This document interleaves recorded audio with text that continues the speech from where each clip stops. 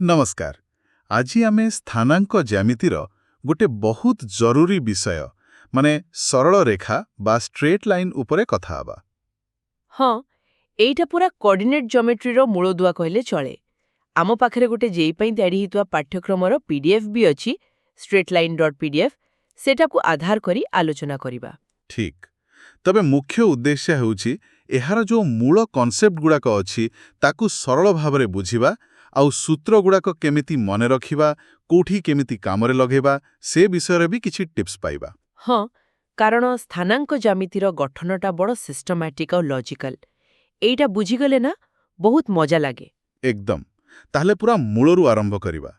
प्रथम कथा हैला एई जो कोऑर्डिनेट ज्योमेट्री कहूचे कार्टेशिया स्थानांक प्रणाली माने एक्स अक्ष वाई अक्ष एसबुरा आवश्यकता कोन पड़िला।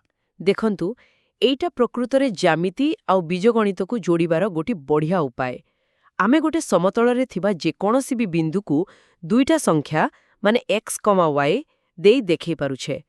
x कू कहउचंती भुज एब्सेसा। हाँ, आउ y कू कोऑर्डिनेट। एई दीटा लंब अक्ष छेद करुथिबा जागाटा हेला मूल बिंदु ओरिजिन।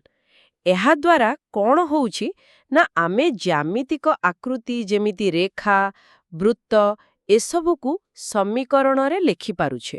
अच्छा, सेथिरे गोटे तिर्यक अक्ष कथा भी लेखा अछि सामान्य सेटा कोन? ओहो, सेटा एते बेसी व्यवहार हुएनी। साधारणतः आमे लंब अक्ष माने 90 डिग्री रे थिबा x आउ y अक्ष को ही व्यवहार करू। तिर्यक माने अक्ष दुईटा लंब न हेई अन्य कोणरे थिबे, किंतु आमे से भीतर को एबे जीवानी। हो, आउ गोटे कथा थिला लैटिस पॉइंट जहारा कोऑर्डिनेट पूर्ण संख्या। एटा गोटे मजा कथा बोली लागिला। हाँ, सेमटी किछि विशेष नुहे, केवल गोटे ना दिया जाइछि जेउ बिंदु मानंकर x आउ y दुईटा जाको पूर्ण संख्या इंटीजर्स थिबो सेगुडी कहेले लैटिस पॉइंट। बेले बेले किछि समस्या रे एम्ति पचारि दिए। बुझिली। एबे असिबा पोलर स्थानांक कथा को एटा पुनी कोन r थीटा द्वारा थेमिति गोटे बिंदु को देखा जाए। पोलर स्थानांकटा भी आउ गोटे प्रणाली। कार्टेशियरे आमे x आउ y दूरता देखुथिले, एठी आमे देखिबा मूल बिंदुरु सीधा दूरता r आउ गोटे निर्दिष्ट रेखा साधारणतः धनात्मक x अक्ष सहित से बिंदु को जोड़ुथिबा रेखा केते कोण थीटा करूछि। अच्छा, माने दूरता आउ कोण। हाँ, एटा विशेष करी जोंठी घूर्णन बा वृत्तीय गतिर कथा आसे सेठी बहुत सुविधाजनक हुए। आउ ए दुईटा भितरे संपर्क भी अछि। जदि पोलार r थीटा जणा अछि तेबे कार्टेशियो हेबो x equal to r cos theta आउ y equal to r sin theta. ओहो, एटा तो बहुत कामर सूत्र। गोटेरु आरटा को बदली हबो। सेई इलुस्ट्रेशन 1 रे जिमिति देइछि √3,1 कार्टेशियो बिंदुटा 2π/6 पोलार बिंदु सह समान। हाँ, सेई सूत्र लगे की बाहर करा जाइछि। r equal to √x² + y² आउ tan theta equal to yx। एठी r इक्वल टू √√3 र स्क्वायर प्लस 1 र square equal to √3 + 1 equal to 2 आउ tan थीटा इक्वल टू 1/√3। तेणु थीटा इक्वल टू π/6। बढ़िया। एबे दूरता कथा को आसीबा। दुईटा बिंदु x1, y1 आउ x2, y2 भितरे दूरता केमिति मापिबा? एई डिस्टेंस फार्मूलाटा तो स्कूल रु पढिछे। हाँ, एटा पूरा बेसिक किंतु भारी गुरुत्वपूर्ण। दूरता होउची √x2 - x1 नो स्क्वायर प्लस y2 - y1 नो स्क्वायर। एटा कोठु आसिला मने अछि? एटा तो पाइथागोरस प्रमेय पर गोटे समकोणी त्रिभुज तयारी कले। एकदम ठीक। सेई पाइथागोरस प्रमेयरु ही एई सूत्रटा आसीछि। आउ गोटे सहज कथा, मूल बिंदु 0, 0 रु कोनोसी बिंदु xy र दूरता केते हबो? सेटा हबो √x² + y²। कारण x1 = 0 y1 = 0। बढ़िया। अच्छा, पोलार स्थानांक पई मी गोटे दूरता सूत्र देइछि। √r1² + r2² - 2r1 r2 cos θ1 - θ2। एटा कोन सेते बेसी कामरे लागे? मोते तो एते परिचित लागुनी। कार्टेशियाटा ही बेसी मने रहे। हाँ, साधारणतः कार्टेशियोटा ही बेसी व्यवहार हुए, किंतु ए पोलार सूत्रटा भी जानी रखिबा भलो। एटा प्रकृतरे त्रिकोणमितिर कोसाइन नियम, कोसाइन रूलटा ही। दुईटा बिंदु r1 θ1 आउ r2 θ2 आउ मूल बिंदु को नेई जो त्रिभुजा हबो सेथिरे कोसाइन नियम लगेले एई सूत्र बाहरिबो। ଓହୋ ଆଚ୍ଛା ସେଇ ଇଲଷ୍ଟ୍ରେସନ 2 ରେ ସେଇଟା ବ୍ୟବହାର କରି ଦୁଇଟା ପୋଲାର ବିନ୍ଦୁ ଭିତରେ ଦୂରତା ବାହାର କରିଛି। ହଁ, ଆଉ ଇଲଷ୍ଟ୍ରେସନ 3ରେ ଦୂରତା ସୂତ୍ର ବ୍ୟବହାର କରି ଗୋଟେ ବିନ୍ଦୁ ଖୋଜିବାକୁ କୁହାଯାଇଛି ଯାହା ଅନ୍ୟ ଦୁଇଟି ବିନ୍ଦୁରୁ ସମାନ ଦୂରତାରେ ଅଛି। ଏମିତି ପ୍ରଶ୍ନ ବି ଆସେ। ଠିକ୍ ଅଛି। ଦୂରତା ପରେ ଏବେ ଆସିବା ବିଭାଜନ ସୂତ୍ର ବା ସେକ୍ସନ ଫର୍ମୁଲାକୁ। ଗୋଟେ ରେଖାଖଣ୍ଡକୁ ଗୋଟେ ନିର୍ଦ୍ଦିଷ୍ଟ ଅନୁପାତରେ ଭାଗ କରୁଥିବା ବିନ୍ଦୁର ସ୍ଥାନାଙ୍କ। ଏଇଟା ବି ବହୁତ ଜରୁରୀ ନା? ନିଶ୍ଚୟ। ଭାବନ୍ତୁ ଦୁଇଟା ବିନ୍ଦୁ ଅଛି P x1 y1 ଆଉ Q x2 y2। ଗୋଟେ ବିନ୍ଦୁ R ଏହି PQ ରେଖାଖଣ୍ଡକୁ m:n ଅନୁପାତରେ ଭିତରୁ ଭାଗ କରୁଛି, ଇଣ୍ଟରନାଲ ଡିଭିଜନ। ତେବେ R ର ସ୍ଥାନାଙ୍କ କ'ଣ ହବ? ସେଇଟା ତ ସୂତ୍ର ଅଛି x = mx2 + nx1 / m+n ଆଉ y = my2 + ny1 / m+n। ବରାବର। ଏଟା ମନେ ରଖିବାକୁ ହବ। ଏହାର ପ୍ରମାଣଟା ସମରୂପୀ ତ୍ରିଭୁଜ ସିମିଲାର ଟ୍ରାଇଙ୍ଗଲ୍ସ ବ୍ୟବହାର କରି କରାଯାଏ। ବହୁତ ସରଳ। ଆଉ ଯଦି ବାହାରୁ ଭାଗ କରେ ଏକ୍ସଟର୍ନାଲ ଡିଭିଜନ ମାନେ R ବିନ୍ଦୁଟା PQ ରେଖାଖଣ୍ଡ ବାହାରେ ଥାଇକି PR:QR = M:n କରେ। ସେଥିପାଇଁ ବି ସୂତ୍ର ଅଛି। କିନ୍ତୁ ମନେ ରଖିବାର ସହଜ ଉପାୟ ହେଲା ଯୋଉ ଇଣ୍ଟରନାଲ ଡିଭିଜନର ସୂତ୍ର ଥିଲା ସେଥିରେ n ଜାଗାରେ ଖାଲି -n ଲେଖିଦେଲେ ହେଲା। ଓହୋ ବଢ଼ିଆ ତ। ତାହେଲେ x = mx2 nx1 / m-n ଆଉ y = my2 ny1 / m-n। ଗୋଟେ ମନେ ରଖିଲେ ଆରଟା ହେଇଗଲା। ହଁ, ଆଉ ଏହାର ଗୋଟେ ସବୁଠୁ ବେଶି ବ୍ୟବହୃତ କେସ୍ ହେଉଛି ମଧ୍ୟବିନ୍ଦୁ ମିଡ୍ ପଏଣ୍ଟ। ସେତେବେଳେ ଅନୁପାତ କେତେ ହେବ?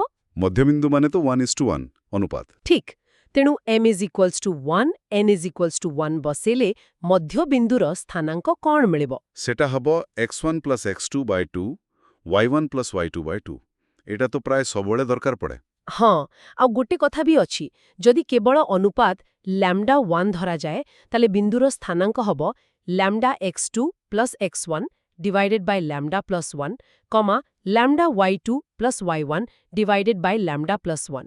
ଏଥିରେ λର ମାନ ଉପରେ ନିର୍ଭର କରିବ ସେଟା ଇଣ୍ଟରନାଲ ନା ଏକ୍ସଟର୍ନାଲ ଡିଭିଜନ। ବୁଝିଲି। ଏହି ବିଭାଜନ ସୂତ୍ରର ପ୍ରୟୋଗ ଆଉ କୋଟି ହୁଏ। ତ୍ରିଭୁଜର କିଛି ବିଶେଷ ବିନ୍ଦୁ କଥା ବି ଲେଖା ଅଛି। ଭରକେନ୍ଦ୍ର, ସେଣ୍ଟ୍ରଏଡ୍, ଅନ୍ତଃକେନ୍ଦ୍ର ଏସବୁରେ କ'ଣ ଏଇ ସୂତ୍ର କାମ ଦିଏ? ଏକଦମ ଦିଏ। ସେଇଠି ତ ଏହାର ବଡ଼ ଭୂମିକା। ପ୍ରଥମେ ଦେଖିବା ଭରକେନ୍ଦ୍ର ବା ସେଣ୍ଟ୍ରଏଡ୍। ଏଇଟା କ'ଣ? ସେଣ୍ଟ୍ରଏଡ୍ ହେଲା ତ୍ରିଭୁଜର ମଧ୍ୟମଗୁଡ଼ିକର ଛେଦବିନ୍ଦୁ। ହଁ, ଆଉ ଗୋଟେ ଗୁରୁତ୍ୱପୂର୍ଣ୍ଣ କଥା ହେଲା ଭରକେନ୍ଦ୍ର ପ୍ରତ୍ୟେକ ମଧ୍ୟମାକୁ କୋଉ ଅନୁପାତରେ ବିଭାଜନ କରେ? ସେଇଟା 2.1 ଅନୁପାତରେ କରେ, ଶୀର୍ଷବିନ୍ଦୁ ପଟୁ। ବାସ୍, ଏଇ 2.1 ଅନୁପାତ ଆଉ ଆମ ବିଭାଜନ ସୂତ୍ରକୁ ବ୍ୟବହାର କଲେ ଯଦି ତ୍ରିଭୁଜର ତିନିଟା ଶୀର୍ଷବିନ୍ଦୁ x1 y1, x2 y2, x3 y3 ହୁଏ, ତେବେ ଭରକେନ୍ଦ୍ର Gର ସ୍ଥାନାଙ୍କ ପାଇଁ ଗୋଟେ ବହୁତ ସୁନ୍ଦର ଆଉ ସହଜ ସୂତ୍ର ମିଳେ। କ'ଣ ସେଇଟା? G = x1 + x2 + x3/3, y1 + y2 + y3/3। ଏଇଟା ମନେ ରଖିବାକୁ ବହୁତ ସହଜ। ହଁ, ଆଉ ବହୁତ କାମର ବି। ଏବେ ଆସିବା ଅନ୍ତଃକେନ୍ଦ୍ର ବା ଇନ୍ ସେଣ୍ଟରକୁ। ଏଟା କେମିତି ତିଆରି ହୁଏ? ଇନ୍ ସେଣ୍ଟର ହେଲା କୋଣସମ ଦ୍ୱିଖଣ୍ଡକ ଆଙ୍ଗେଲ ବାଇସେକ୍ଟର୍ସ ଗୁଡ଼ିକର ଛେଦବିନ୍ଦୁ। ଆଉ ଏଇଟା ହେଉଛି ତ୍ରିଭୁଜ ଭିତରେ ଯୋଉ ବୃତ୍ତ ଇନ୍ ସର୍କଲ ତିନି ବାହୁକୁ ଛୁଏଁ ତାର କେନ୍ଦ୍ର। ଠିକ୍। ଏହାର ସୂତ୍ରଟା ଟିକେ ଅଲଗା। ଏଥିରେ ତ୍ରିଭୁଜର ବାହୁମାନଙ୍କର ଦୈର୍ଘ୍ୟ ଦରକାର ପଡ଼େ। ମନେକର ଶୀର୍ଷବିନ୍ଦୁ A x1 y1ର ବିପରୀତ ବାହୁ BCର ଦୈର୍ଘ୍ୟ A, ସେମିତି B x2 y2ର ବିପରୀତ ବାହୁ ACର ଦୈର୍ଘ୍ୟ B, ଆଉ C x3 y3ର ବିପରୀତ ବାହୁ ABର ଦୈର୍ଘ୍ୟ C। ତାହେଲେ ଅନ୍ତଃକେନ୍ଦ୍ର Iର ସୂତ୍ର ହେଉଛି I = ax1 + bx2 + cx3 divided by a + b + c, ay1 + by2 + cy3 divided by a + b + c। ହଁ, ଏଇଟା ଟିକେ ଜଟିଳ ଲାଗୁଛି ମନେ ରଖିବାକୁ। ଲାଗିପାରେ, କିନ୍ତୁ ଏହାର ବି ଗୋଟେ ପ୍ୟାଟର୍ନ ଅଛି। ପ୍ରତ୍ୟେକ ଶୀର୍ଷବିନ୍ଦୁର x କୋଅର୍ଡିନେଟ୍କୁ ତାର ବିପରୀତ ବାହୁର ଦୈର୍ଘ୍ୟର ଗୁଣିକି ଯୋଗ କରାଯାଉଛି ଆଉ ତାକୁ ପୁରା ପରିସୀମା a + b + cରେ ଭାଗ କରାଯାଉଛି। y ପାଇଁ ବି ସେମିତି। ଏଟା ବି ଆଙ୍ଗେଲ ବାଇସେକ୍ଟର ଥିଅରମ୍ ଆଉ ସେକ୍ସନ ଫର୍ମୁଲାରୁ ହିଁ ଆସିଛି। ଜେଇରେ ଏହା ଉପରେ ବି ପ୍ରଶ୍ନ ଆସିପାରେ। ବୁଝିଲି। ଏହା ଛଡ଼ା ବହି କେନ୍ଦ୍ର ବି ଅଛି, ସେଗୁଡ଼ାକୁ କ'ଣ? ଯେମିତି ଅନ୍ତଃକେନ୍ଦ୍ରଟା ଭିତରର କୋଣ ସମଦ୍ୱିଖଣ୍ଡକର ଛେଦବିନ୍ଦୁ, ସେମିତି ଗୋଟେ ଭିତର କୋଣ ଆଉ ଅନ୍ୟ ଦୁଇଟି ବହିକୋଣର ସମଦ୍ୱିଖଣ୍ଡକମାନେ ବି ଗୋଟେ ବିନ୍ଦୁରେ ମିଳନ୍ତି। ସେମିତି ତିନିଟା ବହିକେନ୍ଦ୍ର ଥାଏ, I1, I2, I3। ଏମାନଙ୍କୁ ସୂତ୍ର ବି ଅନ୍ତଃକେନ୍ଦ୍ର ସୂତ୍ର ଭଳି ଖାଲି ଗୋଟେ ଗୋଟେ ବାହୁର ଚିହ୍ନ ବଦଳିଯାଏ। ଯେମିତି I1 ପାଇଁ a କୁ -a କରିଦେଲେ ହେଲା। ବାପରେ, ଏତେ ସବୁ କେନ୍ଦ୍ର! ଆଉ ଦୁଇଟା ଅଛି ପରିକେନ୍ଦ୍ର ସର୍କମସେଣ୍ଟର ଆଉ ଲମ୍ବ କେନ୍ଦ୍ର ଅର୍ଥୋସେଣ୍ଟର। ଏଗୁଡ଼ାକ ପାଇଁ ଯୋଉ ସାଇନ୍ ଟେନ୍ ବାଲା ସୂତ୍ର ଦେଇଛି, ସେଗୁଡ଼ାକ କ'ଣ ମନେ ରଖିବା ଜରୁରୀ? ସତ କହିବାକୁ ଗଲେ ସେ ସିନ୍ଥନ୍ ବାଲା କୋଅର୍ଡିନେଟ୍ ସୂତ୍ରଗୁଡ଼ା ସିଧାସଳଖ ବହୁତ କମ୍ ବ୍ୟବହାର ହୁଏ। ତାଠୁ ବେଶି ଜରୁରୀ ହେଲା ଏମାନଙ୍କର ଡେଫିନେସନ୍ ଆଉ ପ୍ରପର୍ଟିଗୁଡ଼ାକ। ଯେମିତି ପରିକେନ୍ଦ୍ର କ'ଣ? ପରିକେନ୍ଦ୍ର ହେଲା ବାହୁଗୁଡ଼ିକର ଲମ୍ବ ସମଦ୍ୱିଖଣ୍ଡକ ପରପେଣ୍ଡିକୁଲାର ବାଇସେକ୍ଟର୍ସ ର ଛେଦବିନ୍ଦୁ, ଆଉ ଏଇଟା ଶୀର୍ଷବିନ୍ଦୁମାନଙ୍କଠାରୁ ସମାନ ଦୂରତାରେ ଥାଏ, ମାନେ OA = OB = OC। ବାସ୍, ଏଇ ପ୍ରପର୍ଟିଟା ବହୁତ କାମରେ ଆସେ। ଏଇଟା ବ୍ୟବହାର କରି ଦୂରତା ସୂତ୍ର ଲଗାଇ ସମୀକରଣ ସମାଧାନ କଲେ ପରିକେନ୍ଦ୍ରର ସ୍ଥାନାଙ୍କ ମିଳିଯାଏ, ସେ ସାଇନ୍ ବାଲା ସୂତ୍ର ଦରକାର ପଡ଼େନି ପ୍ରାୟ। ଆଉ ଗୋଟେ ବହୁତ ଇମ୍ପର୍ଟାଣ୍ଟ ପ୍ରପର୍ଟି କୁହନ୍ତୁ ଦେଖି, ସମକୋଣୀ ତ୍ରିଭୁଜ ପାଇଁ। ସମକୋଣୀ ତ୍ରିଭୁଜରେ ପରିକେନ୍ଦ୍ରଟା କର୍ଣ୍ଣ ହାଇପୋଟେନସ୍ ର ମଧ୍ୟବିନ୍ଦୁ ହୁଏ। ଏଇଟା ବହୁତ କାମ ଦିଏ। ଏକଦମ। ଏବେ ଆସିବା ଲମ୍ବ କେନ୍ଦ୍ର ବା ଅର୍ଥୋସେଣ୍ଟରକୁ। ଏଇଟା କ'ଣ? ଏଇଟା ହେଲା ତ୍ରିଭୁଜର ଶୀର୍ଷବିନ୍ଦୁରୁ ବିପରୀତ ବାହୁ ଉପରକୁ ଟଣାଯାଇଥିବା ଲମ୍ବ ଆଲ୍ଟିଟ୍ୟୁଡ୍ସଗୁଡ଼ିକର ଛେଦବିନ୍ଦୁ। ହଁ, ଏହାର ବି ସେ ଟ୍ୟାନ୍ ବାଲା ସୂତ୍ର ଅଛି, କିନ୍ତୁ ତାଠୁ ବେଶି ଗୁରୁତ୍ୱପୂର୍ଣ୍ଣ କଥା ହେଲା ୟୁଲର ଲାଇନ୍। ଆପଣ ଜାଣନ୍ତି ୟୁଲର ଲାଇନ୍ କ'ଣ? ହଁ, ଶୁଣିଛି। ଲମ୍ବକେନ୍ଦ୍ର H, ଭରକେନ୍ଦ୍ର G ଆଉ ପରିକେନ୍ଦ୍ର O, ଏଇ ତିନିଟା ବିନ୍ଦୁ ସବୁବେଳେ ଗୋଟିଏ ସରଳ ରେଖାରେ ରହନ୍ତି, ସମବାହୁ ତ୍ରିଭୁଜ ଛଡ଼ା। ସେଇ ରେଖାଟାକୁ ୟୁଲର ଲାଇନ୍ କୁହାଯାଏ। ଆଉ ସେଥିରେ ଭରକେନ୍ଦ୍ରର ସ୍ଥାନ କୋଉଠି? G ବିନ୍ଦୁଟା HO ରେଖାଖଣ୍ଡକୁ 2:1 ଅନୁପାତରେ ଅନ୍ତଃବିଭାଜନ କରେ, ମାନେ HG.GO = 2:1। ଶବାସ୍। ଏଇ ସମ୍ପର୍କଟା ଅନେକ ଜଟିଳ ପ୍ରଶ୍ନକୁ ସହଜ କରିଦିଏ। ଯଦି ତିନିଟା ଭିତରୁ ଯେକୌଣସି ଦୁଇଟା ଜଣାଥିବ, ତୃତୀୟଟା ସେକ୍ସନ ଫର୍ମୁଲା ବ୍ୟବହାର କରି ବାହାର କରି ହେବ। ଏଇଟା ନିଶ୍ଚୟ ମନେ ରଖିବା କଥା। ଠିକ୍। ଏବେ ତ୍ରିଭୁଜର କ୍ଷେତ୍ରଫଳ କଥା ଦେଖିବା। ଯଦି ତିନିଟା ଶୀର୍ଷ ବିନ୍ଦୁ x1 y1, x2 y2, x3 y3 ଦିଆଯାଇଛି, ତେବେ କ୍ଷେତ୍ରଫଳ ପାଇଁ ଗୋଟେ ଲମ୍ବା ସୂତ୍ର ଅଛି। ହଁ, area = ½ x1 y2 - y3 plus x2 y3 - y1 plus x3 y1 - y2। ଏଇଟାକୁ ଡିଟରମିନେଣ୍ଟ ଫର୍ମରେ ବି ଲେଖାଯାଏ, ½ det x1 y1 1 x2 y2 1 x3 y3 1, ଯୋଉଟା ସୁବିଧା ଲାଗିବ ମନେ ରଖିପାରିବେ। ଏଇ ସୂତ୍ରଟା କେତେ ଗୁରୁତ୍ୱପୂର୍ଣ୍ଣ! ବହୁତ। ଗୋଟେ ତ ସିଧା କ୍ଷେତ୍ରଫଳ ପଚାରିଲେ କାମ ଦେବ। ଆଉ ଗୋଟେ ବଡ଼ କାମ ହେଲା ତିନୋଟି ବିନ୍ଦୁ ସମରୈଖିକ ବା କୋଲିନିୟର କି ନୁହେଁ ଜାଣିବା। ଯଦି ତିନିଟା ବିନ୍ଦୁ ଗୋଟିଏ ଲାଇନରେ ଥିବେ, ତାହେଲେ ସେମାନେ ତ୍ରିଭୁଜ ତିଆରି କରିବେନି। ତାଙ୍କ ଦ୍ୱାରା କ୍ଷେତ୍ରଫଳ କେତେ ହବ? 0 ହବ। ବାସ୍। ତେଣୁ ଯଦି ଏଇ କ୍ଷେତ୍ରଫଳ ସୂତ୍ରର ମୂଲ୍ୟ 0 ଆସୁଛି, ତାହେଲେ ବିନ୍ଦୁ ତିନିଟା ସମରୈଖିକ। ଏଇଟା ହେଉଛି ସମରୈଖିକତା ପରୀକ୍ଷା କରିବାର ଗୋଟେ ମୁଖ୍ୟ ଉପାୟ। ସେଇ ଉଦାହରଣରେ ଯେମିତି 1,4, 3,-2, -3,16 ବିନ୍ଦୁ ପାଇଁ କ୍ଷେତ୍ରଫଳ 0 ଆସୁଛି, ତେଣୁ ସେଗୁଡ଼ା ସମରୈଖିକ। ଆଚ୍ଛା, ଏହାଛଡ଼ା ବହୁଭୁଜର କ୍ଷେତ୍ରଫଳ ବି ବାହାର କରାହୁଏ କୁଆଡ଼େ? ହଁ, ଗୋଟେ ଷ୍ଟେୟାର ମେଥଡ ବା ଶୁଲେସ୍ ଫର୍ମୁଲା ଅଛି। ସବୁ ଶୀର୍ଷବିନ୍ଦୁର ସ୍ଥାନାଙ୍କକୁ ଗୋଟେ କ୍ରମରେ ଲେଖି କିଛି କ୍ରସ୍ ମଲ୍ଟିପ୍ଲିକେସନ କରି ବାହାର କରାଯାଏ। ସେଇଟା ବି ଜାଣି ରଖିଲେ ଭଲ। ଠିକ୍ ଅଛି। ଏବେ ଗୋଟେ ନୂଆ କନସେପ୍ଟକୁ ଯିବା, ସଞ୍ଚାର ପଥ ବା ଲୋକସ୍। ଏ ଲୋକସ୍ କ'ଣ ଜିନିଷ? ଲୋକସ୍ ମାନେ ହେଲା ଗୋଟେ ବାଟ ବା ପଥ। କୋଉ ବାଟ? ଯୋଉ ବାଟରେ ଯାଉଥିବା ସବୁ ବିନ୍ଦୁ ଗୋଟେ ନିର୍ଦ୍ଦିଷ୍ଟ ଜ୍ୟାମିତିକ ସର୍ତ୍ତ ବା ଜିଓମେଟ୍ରିକାଲ କଣ୍ଡିସନକୁ ମାନୁଥିବେ। ଉଦାହରଣ ଦେଇ ବୁଝେଇବେ କି? ନିଶ୍ଚୟ। ଯେମିତି ଗୋଟେ ସ୍ଥିର ବିନ୍ଦୁ କେନ୍ଦ୍ରଠାରୁ ସବୁବେଳେ ସମାନ ଦୂରତା ବ୍ୟାସାର୍ଦ୍ଧରେ ରହି ଚାଲୁଥିବା ବିନ୍ଦୁର ସଞ୍ଚାରପଥ କ'ଣ ହବ? ସେଇଟା ତ ଗୋଟେ ବୃତ୍ତ ହବ। ଠିକ୍ ସେମିତି ଦୁଇଟା ସ୍ଥିର ବିନ୍ଦୁରୁ ସମାନ ଦୂରତାରେ ଥିବା ବିନ୍ଦୁର ସଞ୍ଚାରପଥ କ'ଣ ହବ? ସେଇଟା ହବ ସେ ଦୁଇ ବିନ୍ଦୁକୁ ଯୋଡୁଥିବା ରେଖାଖଣ୍ଡର ଲମ୍ବ ସମଦ୍ୱିଖଣ୍ଡକ ପରପେଣ୍ଡିକୁଲାର ବାଇସେକ୍ଟର। ବଢ଼ିଆ। ତେବେ କୋଅର୍ଡିନେଟ୍ ଜିଓମେଟ୍ରିରେ ଆମେ କ'ଣ କରୁନା, ସେଇ ଜ୍ୟାମିତିକ ସର୍ତ୍ତଟାକୁ ଗୋଟେ ବୀଜଗଣିତୀୟ ସମୀକରଣରେ ଲେଖିଦେଉ। ସେଇ ସମୀକରଣଟା ହିଁ ହେଲା ସେ ଲୋକସ୍ର ସମୀକରଣ। ତାହେଲେ ଲୋକସର ସମୀକରଣ ବାହାର କରିବାର ଷ୍ଟେପ୍ ଗୁଡାକ କ'ଣ? ସେ ପିଡିଏଫରେ ତ ଲେଖା ଅଛି। ହଁ, ସାଧାରଣତଃ ଆମେ ଏମିତି କରୁ।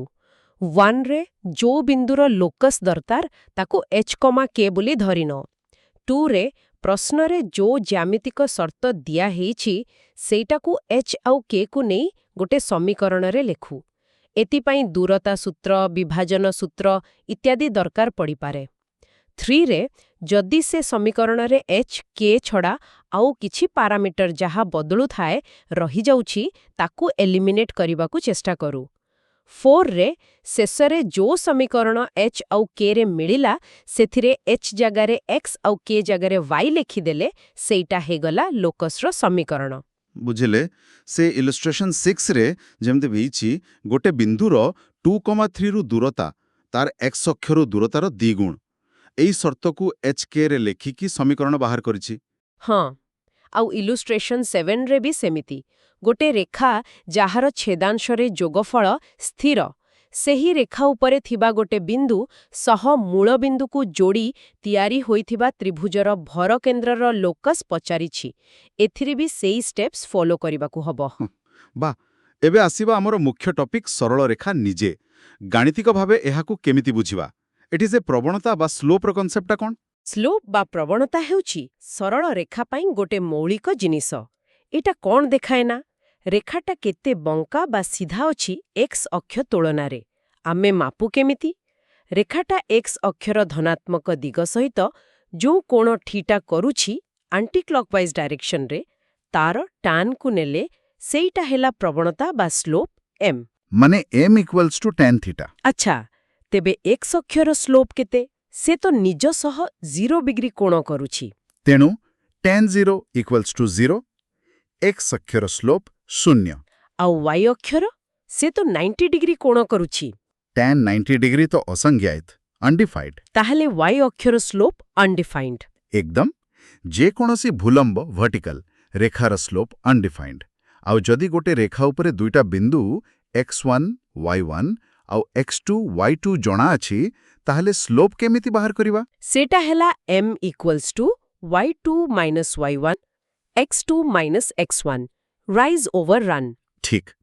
ଗୋଟେ ସରଳ ରେଖାର ଗୋଟେ ବଡ଼ ଗୁଣ ହେଲା ତାର ସ୍ଲୋପ୍ ସବୁବେଳେ ସମାନ ରହେ। ତମେ ଯୋଉ ଦିଟା ବିନ୍ଦୁ ନେଇକି ମାପିଲେ ବି ଏ ସ୍ଲୋପ୍କୁ ବ୍ୟବହାର କରି ସମରେଖିକତା ବି ପରୀକ୍ଷା କରିହୁଏ। କେମିତି? ଇବିର ସ୍ଲୋପ୍ ଯଦି BCର ସ୍ଲୋପ୍ ସହ ସମାନ ହେଲା ତାହେଲେ ବିନ୍ଦୁ ତିନିଟା ଗୋଟେ ଲାଇନରେ ଅଛନ୍ତି ବୋଲି ଜଣାପଡ଼ିବ। ଆଚ୍ଛା, ଏଇଟା ବି ଗୋଟେ ଉପାୟ। ଠିକ୍ ଅଛି। ଏବେ ରେଖାର ସମୀକରଣର ଏତେଗୁଡ଼ାଏ ରୂପ ଦେଇଛି। Point slope, 2 point, slope intercept, normal, parametric. ବାପରେ, ଏତେ ପ୍ରକାର କାହିଁକି? ଆଉ କୋଉଟା କେତେବେଳେ ବେଶୀ କାମ ଦିଏ? ଦେଖନ୍ତୁ, କଥା ହେଲା ପ୍ରଶ୍ନରେ ଆମକୁ କୋଉ ଇନଫର୍ମେସନ୍ ଦିଆଯାଇଛି ତା ଉପରେ ନିର୍ଭର କରି କୋଉ ଫର୍ମଟା ବ୍ୟବହାର କଲେ ସବୁଠୁ ସୁବିଧା ହେବ। ପ୍ରତ୍ୟେକ ଫର୍ମର ନିଜର ଗୋଟେ ସ୍ୱତନ୍ତ୍ରତା ଅଛି। ଯେମିତି ପ୍ରଥମେ point slope form y - y0 = m × x - x0। ଏଇଟା କେତେବେଳେ? ଯେତେବେଳେ ଆମକୁ ରେଖା ଉପରେ ଗୋଟେ ବିନ୍ଦୁ x0, y0 ଜଣାଥିବ ଆଉ ରେଖାର ସ୍ଲୋପ୍ m ଜଣାଥିବ। ଏଇଟା ବୋଧେ ସବୁଠୁ ବେସିକ୍ ଆଉ ବହୁଳ ବ୍ୟବହୃତ ଫର୍ମ। ଆଚ୍ଛା, ଆଉ 2 point form y - y1 × x - x1 = y2 - y1 × x2 - x1। ଏଇଟା ଯେତେବେଳେ ରେଖା ଉପରେ ଦୁଇଟା ବିନ୍ଦୁ x1, y1 ଆଉ x2, y2 ଜଣାଥିବ। ପ୍ରକୃତରେ ଏଇଟା ପଏଣ୍ଟ ସ୍ଲୋପ୍ ଫର୍ମରୁ ହିଁ ଆସିଛି। ଆଗେ ଦୁଇ ବିନ୍ଦୁରୁ ସ୍ଲୋପ୍ m ବାହାର କରିଦେଲେ ତାପରେ ଯେକୌଣସି ଗୋଟେ ବିନ୍ଦୁ ନେଇ ପଏଣ୍ଟ ସ୍ଲୋପ୍ ଫର୍ମ ଲଗାଇଦେଲେ ହେଲା। ବୁଝିଲି। ତାପରେ ଆସିଲା slope intercept form y = mx + c। ଏଇଟା ବହୁତ ଫେମସ୍। ଏଠି c କ'ଣ? c ହେଉଛି y ଅକ୍ଷ ଉପରେ ରେଖାଟା ଯୋଉଠି କାଟୁଛି ସେଇ ବିନ୍ଦୁର y କୋଅର୍ଡିନେଟ୍, ମାନେ y ଇଣ୍ଟରସେପ୍ଟ। ଏ ଫର୍ମଟା ବହୁତ ସୁବିଧା କାରଣ ଏଥିର ସିଧା ସ୍ଲୋପ୍ m ଆଉ y ଇଣ୍ଟରସେପ୍ଟ c ଜଣାପଡ଼ିଯାଏ। ଆଉ ଗୋଟେ ଅଛି x ଇଣ୍ଟରସେପ୍ଟ d କୁ ନେଇ y = m x - d। ତାପରେ ଇଣ୍ଟରସେପ୍ଟ ଫର୍ମ x/a + yb = 1। ଏଠି a ଆଉ b କ'ଣ? a ହେଲା x intercept, Rekha x ଅକ୍ଷକୁ a, 0ରେ କାଟେ, ଆଉ b ହେଲା y ଇଣ୍ଟରସେପ୍ଟ, ରେଖା y ଅକ୍ଷକୁ 0, bରେ କାଟେ। ଯଦି ଦୁଇଟା ଯାକ ଇଣ୍ଟରସେପ୍ଟ ଜଣା ଅଛି, ଏ ଫର୍ମଟା ସବୁଠୁ ସହଜ। ଆଚ୍ଛା, ଆଉ ଦିଟା ରହିଲା normal form x cos alpha plus y sin alpha is equal to p ଏଟା କ'ଣ? ଏଟା ଟିକେ ଅଲଗା। ଏଠି P ହଉଛି ମୂଳ ବିନ୍ଦୁରୁ ରେଖା ଉପରକୁ ଟଣା ଯାଇଥିବା ଲମ୍ବର ଦୈର୍ଘ୍ୟ ଡିଷ୍ଟାନ୍ସ, ଆଉ ଆଲଫା ହଉଛି ସେଇ ଲମ୍ବଟା x ଅକ୍ଷର ଧନାତ୍ମକ ଦିଗ ସହ କରୁଥିବା କୋଣ। ଯେତେବେଳେ ଡିଷ୍ଟାନ୍ସ ଫ୍ରମ୍ ଅରିଜିନ୍ ଦିଆଯାଇଥାଏ ଏଟା କାମ ଦିଏ। ଓକେ, ଆଉ ଶେଷରେ ପ୍ୟାରାମେଟ୍ରିକ୍ ବା distance form x minus x1 cos theta is equal to y minus y1 sin theta is equal to r। A r ଟା କ'ଣ ଏଠି? ଏଠି ହେଉଛି x1, y1 ହେଉଛି ରେଖା ଉପରେ ଗୋଟେ ଜଣାଶୁଣା ବିନ୍ଦୁ। ଥିଟା ହେଉଛି ରେଖାର ଆନତି ମାନେ slope m is equal to tan theta। ଆଉ r ହେଉଛି ସେହି x1, y1 ବିନ୍ଦୁରୁ ରେଖା ଉପରେ ଥିବା ଯେକୌଣସି ବିନ୍ଦୁ xy ପର୍ଯ୍ୟନ୍ତ ଦୂରତା। ଏଟା ସାଇନ୍ଡ ଡିଷ୍ଟାନ୍ସ ମାନେ ଗୋଟେ ଦିଗକୁ ପଜିଟିଭ୍ ହେଲେ ଅନ୍ୟ ଦିଗକୁ ନେଗେଟିଭ୍ ହବ। ଆଚ୍ଛା, ମାନେ ଯଦି ମୋତେ ଗୋଟେ ବିନ୍ଦୁରୁ ଗୋଟେ ଲାଇନ୍ ଉପରେ 5 ୟୁନିଟ୍ ଦୂରରେ କୋଉ ବିନ୍ଦୁ ଅଛି ପଚାରେ, ତେବେ ଏଇ ଫର୍ମ କାମ ଦେବ? ହଁ, ଏକଦମ୍। ସେତେବେଳେ r ଜାଗାରେ +5 ଆଉ -5 ନେଇ ଦୁଇଟା ବିନ୍ଦୁ ମିଳିବ। ସେହି ଇଲଷ୍ଟ୍ରେସନ୍ 10ରେ ଏହାର ଗୋଟେ ଭଲ ଆପ୍ଲିକେସନ୍ ଦେଖେଇଛି। ବଢ଼ିଆ। ଏବେ ଦୁଇଟା ରେଖା ଭିତରେ ସମ୍ପର୍କ ଦେଖିବା। ସେମାନଙ୍କ ଭିତରେ କୋଣ କେମିତି ବାହାରିବ? ସେମାନେ କେବେ ସମାନ୍ତର ହେବେ, କେବେ ଲମ୍ବ ହେବେ? ଏଇଟା ପୁରା ଫଣ୍ଡାମେଣ୍ଟାଲ। ଯଦି ଦୁଇଟା ରେଖାର ସ୍ଲୋପ୍ m1 ଆଉ m2 ଜଣା ଅଛି, ତାହେଲେ ତାଙ୍କ ଭିତରେ ଯୋଉ ସୂକ୍ଷ୍ମ କୋଣ ଥୀଟା ହବ, ସେଥିପାଇଁ ସୂତ୍ର ହେଲା tan theta is equal to m1 minus m2 by 1 plus m1 m2। ଏଥିରୁ ତ ସମାନ୍ତର ଆଉ ଲମ୍ବ ହେବାର କଣ୍ଡିସନ ବାହାରିବ। ନିଶ୍ଚୟ। ଦୁଇଟା ରେଖା ସମାନ୍ତର କେତେବେଳେ ହେବେ? ଯେତେବେଳେ ତାଙ୍କ ଭିତରେ କୋଣ 0 ଡିଗ୍ରୀ ହବ। tan 0 is equal to 0, ତେଣୁ m1 m2 1 plus m1 m2 is equal to 0 ହେବା ଦରକାର। ଏଟା କେବଳ ସେତେବେଳେ ସମ୍ଭବ ଯେତେବେଳେ m1 m2 is equal to 0 ମାନେ m1 is equal to m2। ସମାନ ସ୍ଲୋପ୍ ହେଲେ ରେଖା ଦୁଇଟା ସମାନ୍ତର। ଏଟା ତ ଜଣା କଥା। ଠିକ୍। ଆଉ ଲମ୍ବ କେତେବେଳେ ହେବେ? ଯେତେବେଳେ କୋଣ 90 ଡିଗ୍ରୀ ହବ। tan 90 ଡିଗ୍ରୀ ତ ଅନଡିଫାଇନ୍ଡ। ତାହେଲେ m1 m2 1 plus m1 m2 କେମିତି ଅନଡିଫାଇନ୍ଡ ହବ? ଯେତେବେଳେ ତଳଟା ମାନେ 1 plus m1 m2 is equal to 0 ହବ। ବାସ୍। ତେଣୁ ଲମ୍ବ ହେବାର ସର୍ତ୍ତ ହେଲା m1 m2 is equal to -1। ଏଇ ଦିଟା condition m1 is equal to m2 ପ୍ୟାରାଲେଲ ଆଉ m1 m2 is equal to -1 perpendicular ବୁଲିବା କଥା ନୁହେଁ। ଆଚ୍ଛା, ଏହାର ଗୋଟେ ସୁବିଧା ହେଲା ଯଦି ମୋତେ ଗୋଟେ ରେଖା ax plus by plus c is equal to 0 ଦିଆଯାଇଛି, ତେବେ ତା ସହ ସମାନ୍ତର ଯେ କୌଣସି ରେଖାର ସମୀକରଣ ax plus by plus k is equal to 0 ଭଳି ହବ। ଖାଲି କନଷ୍ଟାଣ୍ଟଟା ଅଲଗା ହବ। ହଁ, ଆଉ ତା ଉପରେ ଲମ୍ବ ଥିବା ଯେକୌଣସି ରେଖାର ସମୀକରଣ କେମିତି ହବ? ସ୍ଲୋପଟା -1 by m ହବା କଥା। ax plus by plus c equal to 0 ର ସ୍ଲୋପ ହେଲା -ab। ତାର ନେଗେଟିଭ୍ ରେସିପ୍ରୋକାଲ ହେଲା ba। ତାହେଲେ ଲମ୍ବ ରେଖାର ସ୍ଲୋପ୍ ବା ସମୀକରଣଟା bx ay plus k is equal to 0 ଭଳି ହେବ। ଏଇଟା ବି ବହୁତ ସମୟ ବଞ୍ଚାଇବ। ନିଶ୍ଚୟ। ଆଉ ଗୋଟେ ଭାରି କାମିକା ସୂତ୍ର ହେଲା ଗୋଟେ ବିନ୍ଦୁ x1 y1 ର ଗୋଟେ ରେଖା ax plus by plus c is equal to 0 ପର୍ଯ୍ୟନ୍ତ ଲମ୍ବ ଦୂରତା ପରପେଣ୍ଡିକୁଲାର ଡିଷ୍ଟାନ୍ସ, ଏହାର ସୂତ୍ର ମାନେ ଅଛି? ହଁ, ଏଟା ବହୁତ ଜରୁରୀ। p is equal to ax1 plus by1 plus c root a square plus b square। ଏଇଟା ବହୁତ ପ୍ରଶ୍ନରେ ଲାଗେ। ଏକଦମ।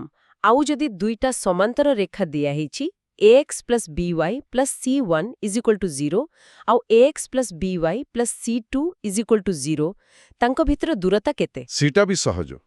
c1 minus c2 root a square plus b square। ବଢ଼ିଆ। ଏଇ ଡିଷ୍ଟାନ୍ସ ଫର୍ମୁଲା ଗୁଡାକ ଭଲ କି ମନେ ରଖିବାକୁ ପଡ଼ିବ। ଆଉ ଗୋଟେ କନସେପ୍ଟ ହେଲା ଫୁଟ୍ ଅଫ୍ ପର୍ପେଣ୍ଡିକୁଲାର ଆଉ ଇମେଜ୍ ଅଫ୍ ଅ ପଏଣ୍ଟ। ଗୋଟେ ବିନ୍ଦୁରୁ ରେଖା ଉପରକୁ ଲମ୍ବ ଟାଣିଲେ ଯୋଉଠି ପଡ଼ିବା ସେଟା ଫୁଟ୍ ଅଫ୍ ପର୍ପେଣ୍ଡିକୁଲାର, ଆଉ ରେଖାଟାକୁ ଦର୍ପଣ ଭାବିଲେ ବିନ୍ଦୁର ଯୋଉ ପ୍ରତିବିମ୍ବ ହବ ସେଟା ଇମେଜ୍। ହଁ, ଏହାର ସୂତ୍ର ବି ଅଛି। ବିଶେଷ କରି ଅକ୍ଷ କିମ୍ବା y is equal to x ରେଖାକୁ ନେଇ ଇମେଜ୍ ବାହାର କରିବା ସହଜ। ହଁ, ସେଗୁଡ଼ା ଜାଣିଥିଲେ ଭଲ। ଏବେ ଆସିବା କୋଣ ସମଦ୍ୱିଖଣ୍ଡକକୁ। ଦୁଇଟା ରେଖା ଦିଆଥିଲେ ତାଙ୍କ ଭିତରେ ଯୋଉ କୋଣ ହଉଛି ତାକୁ ସମାନ ଦୁଇ ଭାଗ କରୁଥିବା ରେଖାର ସମୀକରଣ। ଏହାର ସୂତ୍ରଟା କେମିତି ଥିଲା? ଯଦି ରେଖା ଦୁଇଟା a1x plus b1y plus c1 is equal to 0 ଆଉ a2x plus b2y plus c2 is equal to 0। ତାହେଲେ ସମଦ୍ୱିଖଣ୍ଡକ ଗୁଡ଼ିକର ସମୀକରଣ ହେବ a1x plus b1y plus c1 by under root of a1 square plus b1 square is equal to plus minus a2x plus b2y plus c2 by under root of a2 square plus b2 square। ଏଥିରୁ ଦୁଇଟା ସମୀକରଣ ମିଳିବ କାରଣ ଦୁଇଟା କୋଣ ଅଛି ପରା, ଗୋଟେ ସୂକ୍ଷ୍ମ ଗୋଟେ ସ୍ଥୂଳ। ହଁ, ଗୋଟେ ପ୍ଲସ୍ ନେଲେ ଗୋଟେ ମାଇନସ୍ ନେଲେ। କିନ୍ତୁ କୋଉଟା ସୂକ୍ଷ୍ମ କୋଣର ବି ସେକ୍ଟର ଆଉ କୋଉଟା ସ୍ଥୂଳ କୋଣର, ସେଟା କେମିତି ଜାଣିବା? ସେଥିପାଇଁ ଗୋଟେ ପ୍ରୋସେସ୍ ଅଛି। ପ୍ରଥମେ ଦୁଇଟା ସମୀକରଣରେ c1 ଆଉ c2କୁ ପଜିଟିଭ୍ କରିଦିଅ, ଯଦି ନେଗେଟିଭ୍ ଥାଏ -1ରେ ଗୁଣିଦିଅ। ତାପରେ a1 a2 ପ୍ଲସ୍ b1 b2ର ମୂଲ୍ୟ ବାହାର କର। ଯଦି a1 a2 plus b1 b2 0ରୁ କମ୍, ତେବେ ପ୍ଲସ୍ ସାଇନ୍ ବାଲାଟା ସ୍ଥୂଳ କୋଣର ବାଇସେକ୍ଟର ଆଉ ମାଇନସ୍ ସାଇନ୍ ବାଲାଟା ସୂକ୍ଷ୍ମ କୋଣର ବାଇସେକ୍ଟର। ଯଦି a1 a2 plus b1 b2 0ରୁ ଅଧିକ, ତେବେ ପ୍ଲସ୍ ସାଇନ୍ ବାଲାଟା ସୂକ୍ଷ୍ମ କୋଣର ବାଇସେକ୍ଟର ଆଉ ମାଇନସ୍ ସାଇନ୍ ବାଲାଟା ସ୍ଥୂଳ କୋଣର ବାଇସେକ୍ଟର। ଓହୋ, ଏମିତି କଥା। ଆଉ ଗୋଟେ ବି ଅଛି, ଅରିଜିନ୍ କୋଉ ବାଇସେକ୍ଟରରେ ରହୁଛି, ସେଇଟା କେମିତି? ସେଇ c1 c2କୁ ପଜିଟିଭ୍ କଲା ପରେ ପ୍ଲସ୍ ସାଇନ୍ ବାଲା ସମୀକରଣଟା ହିଁ ସେହି ବାଇସେକ୍ଟରକୁ ଦିଏ ଯାହା ଭିତରେ ଅରିଜିନ୍ ଥାଏ, ଯଦି c1 c2 ଦୁଇଟା ଯାକ ପଜିଟିଭ୍। ଆଚ୍ଛା, ଏତେ ସବୁ କଣ୍ଡିସନ୍ ଟିକେ ପ୍ରାକ୍ଟିସ୍ କଲେ ହୁଏତ ମନେ ରହିବ। ଏବେ ଆସିବା ପେୟାର ଅଫ୍ ଷ୍ଟ୍ରେଟ୍ ଲାଇନ୍ସକୁ। ଗୋଟିଏ ସମୀକରଣ ଯେତେବେଳେ ଦୁଇଟା ସରଳ ରେଖାକୁ ଦେଖାଏ, ଯେମିତି ସମଘାତୀ ସମୀକରଣ ax² plus 2hxy plus by² is equal to 0। ହଁ, ଏଇ ଯୋଉ homogeneous equation of second degree, ଏଇଟା ସବୁବେଳେ ମୂଳବିନ୍ଦୁ ଦେଇ ଯାଉଥିବା ଦୁଇଟା ସରଳ ରେଖାକୁ ରିପ୍ରେଜେଣ୍ଟ କରେ। ସେ ରେଖା ଦିଟା ବାସ୍ତବ ଆଉ ଅଲଗା ହେଇପାରନ୍ତି, କିମ୍ବା ଗୋଟାକ ଉପରେ ଗୋଟେ କୋଇନ୍ସିଡେଣ୍ଟ ହେଇପାରନ୍ତି, କିମ୍ବା କାଳ୍ପନିକ ଇମାଜିନାରୀ ବି ହେଇପାରନ୍ତି। ସେଇଟା କେମିତି ଜଣାପଡ଼ିବ? ସେଇଟା h² ଆଉ b ଉପରେ ନିର୍ଭର କରେ। ଗୋଟେ ଜିନିଷ ଥାଏ ଡିସ୍କ୍ରିମିନେଣ୍ଟ ଭଳି, ଏଠି h² ab। ଯଦି h² ab 0, ତେବେ ରେଖା ଦୁଇଟା ବାସ୍ତବ ଓ ଭିନ୍ନ।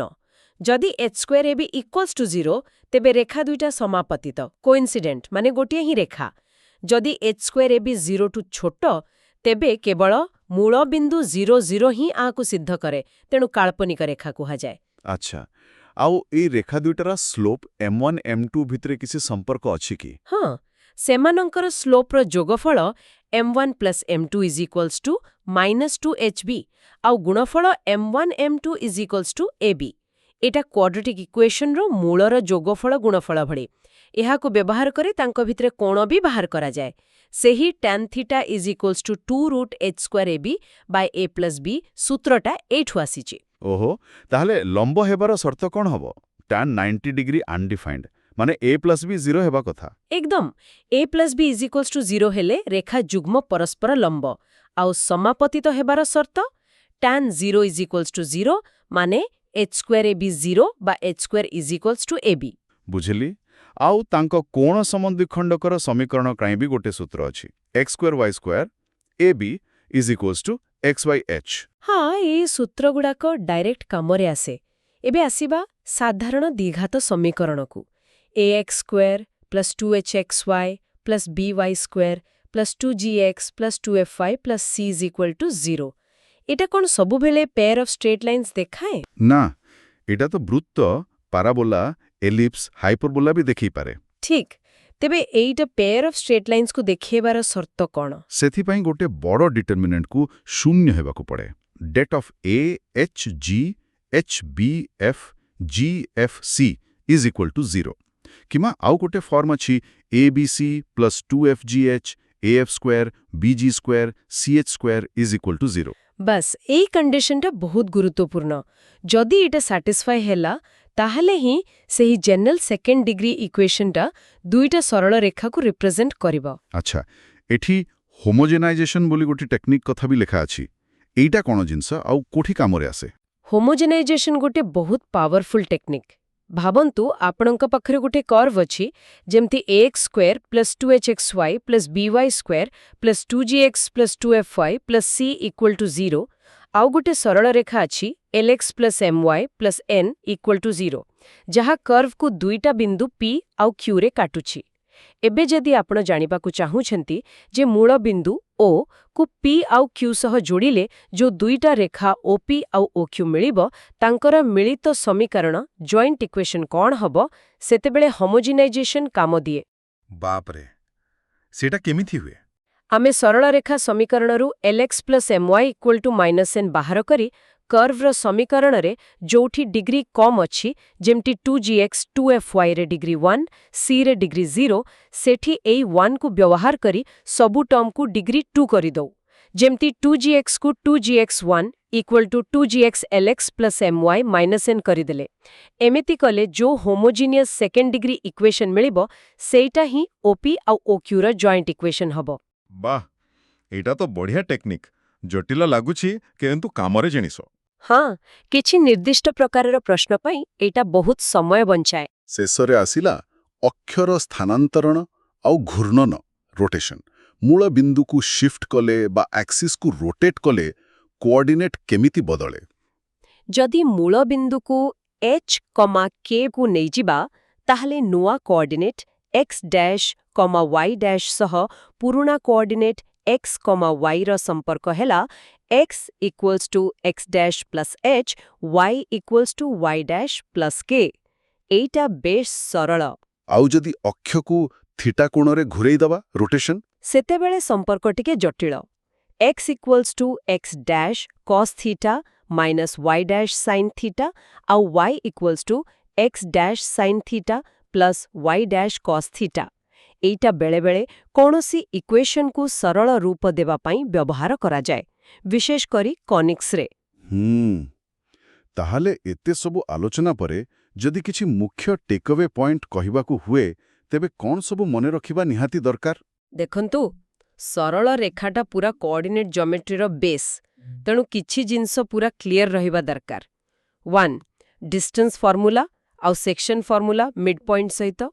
2 स्लोप रो कांसेप्ट ताकू दुई बिंदुरु बाहर करिबा आउ m1 = m2 parallel m1 m2 = -1 perpendicular condition. 3 equation of line रो विभिन्न फॉर्म्स विशेष करी पॉइंट स्लोप आउ स्लोप इंटरसेप्ट को इन्फॉर्मेशन देले को फॉर्म लगेबा। 4 distance of a point from a line रो सूत्र। 5 एरिया ऑफ ट्रायंगल फार्मूला आउ कॉलिनियरिटी चेक करिबा area = 0। 6 centroid x1 + x2 + x3/3 आउ से Euler line h, g, o समरेखिक hg.go = 2.1। 7 pair of lines pi condition abc + 2fgh - s² + bg² + cs² = 0 आउ homogeneous equation रो results a + b = 0 h² = ab। हाँ एई point गुडा को भलो भाबरे बुझिगले आउ प्रैक्टिस कले सरल रेखार प्राय सबु प्रश्न करिहबो। आउ एई कॉन्सेप्ट गुडा को आगोकू सर्कल, पाराबोला, एलिप्स, हाइपरबोला रे भी बहुत कामरे आसीबो। एठी गोटे 9 पॉइंट सर्कल रो मेंशन थिला। से पीडीएफ रे लेखा अछि जे एमिति गोटे वृत्त अछि जा त्रिभुजर 9टा विशेष बिंदु देई जाय। 3 बाहुर मध्य बिंदु, 3 अल्टीट्यूड रो पाद बिंदु फीट आउ 3 शीर्ष बिंदु ओ ऑर्थो सेंटर को जोडुथिबा रेखाखंडर मध्य बिंदु। बापरे 9टा बिंदु गोटिए वृत्त उपरे एटा तो आश्चर्य कथा। हाँ सेया तेबे मो प्रश्न हेला एमिति काहे की हुए? ए 9टा बिंदु गोटिए वृत्त उपरे रहिबार कोन किछि गभीर ज्यामितिक कारण अछि किंबा ए 9 पॉइंट सर्कल रो आउ किछि विशेष प्रॉपर्टी थाई पारे जहा हमर पाठ्यक्रम रे नाही? एहा उपरे टिके भाबिबाकू चेष्टा करंतु। निश्चय एटा गोटे भलो प्रश्न अधिक जानिबा पई आशा करूछु आजिर एही आलोचना समस्तंकु सरल रेखा विषय गोटे स्पष्ट धारणा देइथिबा। अभ्यास करिबा जरूरी। आजि पई एतिकी। धन्यवाद।